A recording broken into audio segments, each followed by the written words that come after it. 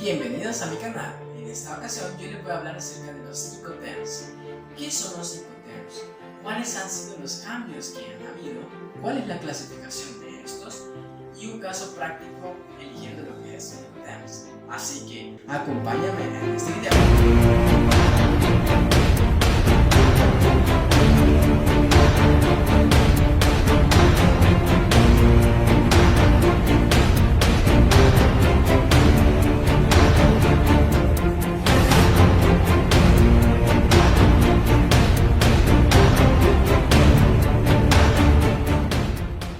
Como ya lo había explicado anteriormente, vamos a hablar acerca de qué son los Incoterms, la clasificación de estos y un ejemplo utilizando lo que es un Incoterm. Primero, ¿qué son los Incoterms? Los Incoterms son los términos comerciales internacionales. Estos son un conjunto de términos estandarizados que definen las responsabilidades, costos y riesgos asociados con la entrega de mercancías en transacciones comerciales internacionales.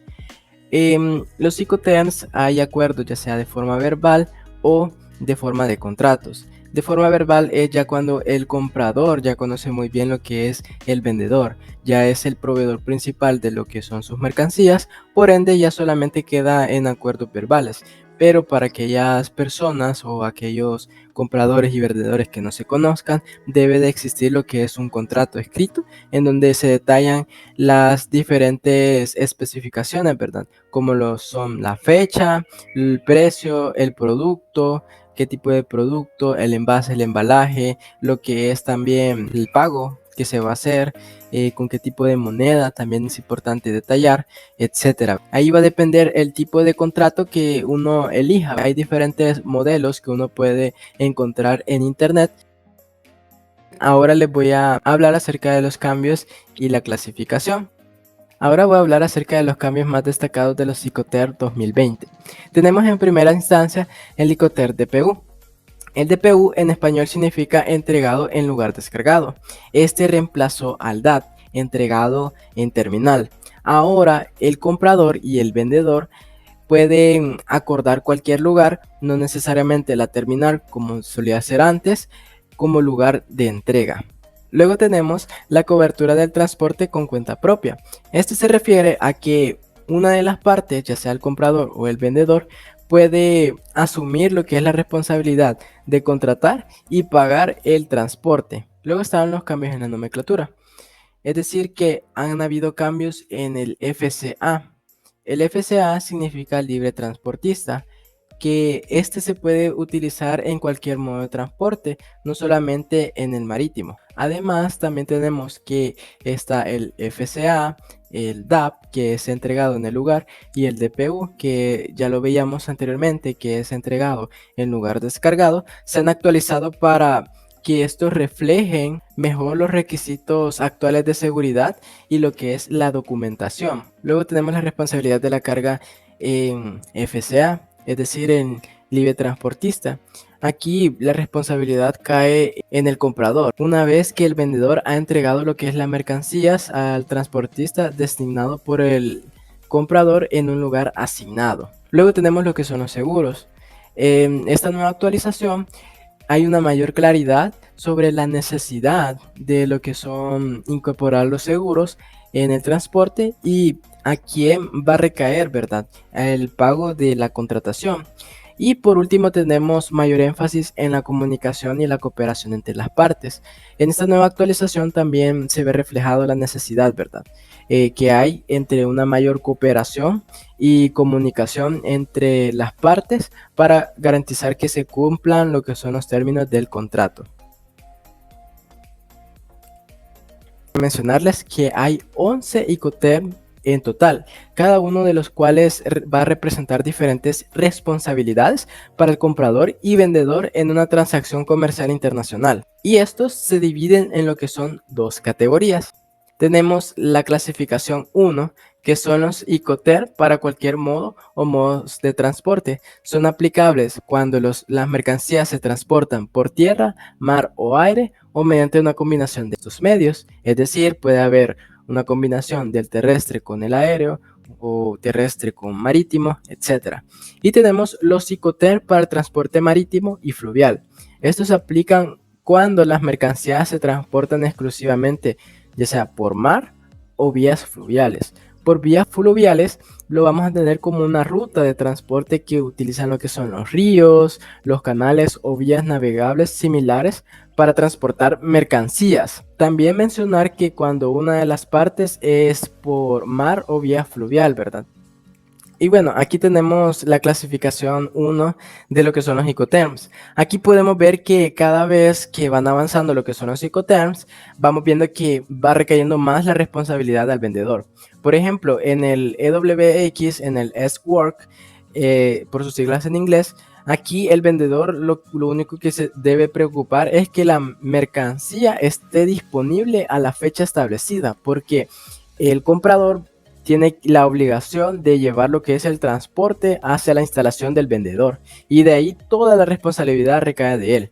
Ya de ahí tenemos el FCA, que es el Free Carrier o libre transportista, que aquí podemos ver en la presentación en donde recae la responsabilidad el vendedor desde la instalación de tener las mercancías listas hasta un lugar acordado con el comprador, y desde ahí pues el comprador es responsable de llevarlo hasta su país de destino. Luego tenemos el CPT, que es el transporte pagado hasta. Entonces, aquí es donde el vendedor pues lleva la mercancía hasta el otro puerto de destino, y ya de ahí pues se encarga lo que es el comprador, donde tiene que conseguir ya sea un transporte para poder recoger lo que es esa mercancía. Luego tenemos lo que es el ZIP, que significa transporte y seguro pagado hasta. Aquí podemos visualizar que ya el vendedor paga lo que es el seguro y lo que es el costo del transporte llevado hasta el puerto. Y luego tenemos el DAP que es entregado en el lugar, en donde pues ya aquí el vendedor se encarga hasta de descargar en el buque hasta el otro país de destino, y se encarga también en lo que es el transporte de donde está el lugar donde se va a llevar hasta el lugar de destino. Y luego tenemos el DDP, que es entregado derechos pagados, en donde el vendedor prácticamente se ocupa de todo a menos de la descarga del lugar de destino. Luego tenemos la segunda categoría, tenemos el CFR, que es el coste y flete, que aquí podemos ver que se lleva del embalaje y verificación hasta lo que es el flete, ¿verdad? Toda esa responsabilidad la tiene lo que es el vendedor, y ya de ahí lo que es el comprador. Tenemos el FOB, que es el libre a bordo, que aquí podemos ver que es hasta la carga a bordo, que es hasta la carga a bordo por parte del vendedor la responsabilidad, y de ahí el comprador. Luego tenemos la FAS, que es libre al costado del buque, en donde la responsabilidad es menos, es hasta los trámites de exportación.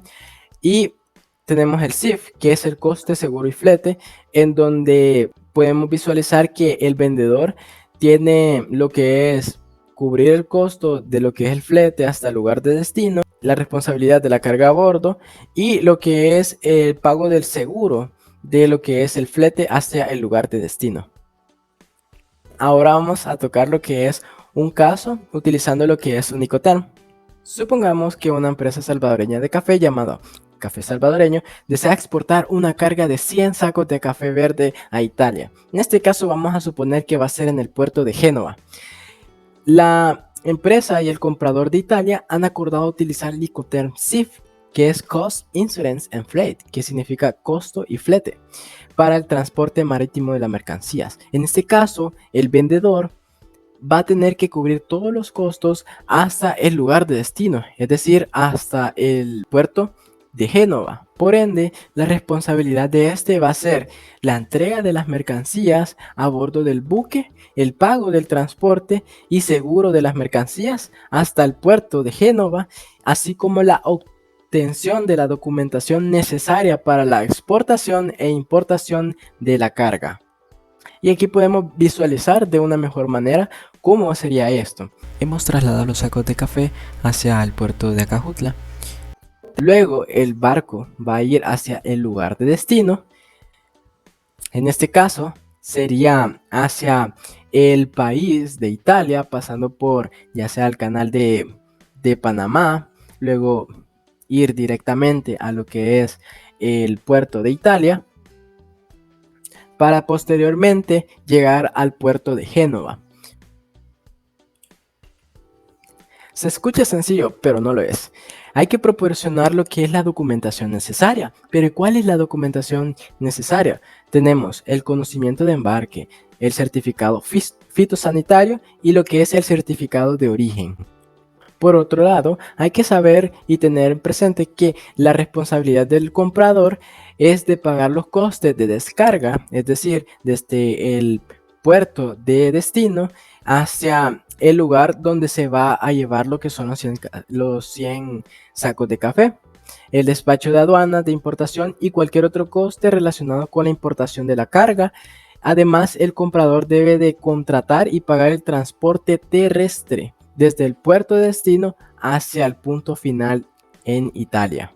Ahora, digamos que los 100 sacos de café valen $10,000 y los costes de transporte y seguros son de $1,000. Entonces el comprador deberá pagar en total $11,000 estadounidenses a Café Salvadoreña en el momento de entrega del conocimiento de embarque. ¿Y por qué tanto $1,000 en lo que es el transporte de la mercancía? Pues podemos desglosar los $1,000 de la siguiente manera. Supongamos que el transporte marítimo desde el puerto de Acajutla hasta el puerto de destino de Italia son $500. El seguro de la carga durante el transporte marítimo es de $300 y luego tenemos otros gastos relacionados a la exportación. Por ejemplo, pueden ser los costos de la documentación necesaria para la exportación e importación de la carga, pueden ser el conocimiento de embarque, el certificado fitosanitario, el certificado de origen, entre otros. Nos pueden salir $200. Entonces ahí podemos desglosar lo que son nuestros costos en transporte de llevar lo que es la mercadería o la mercancía, en este caso los 100 sacos de café.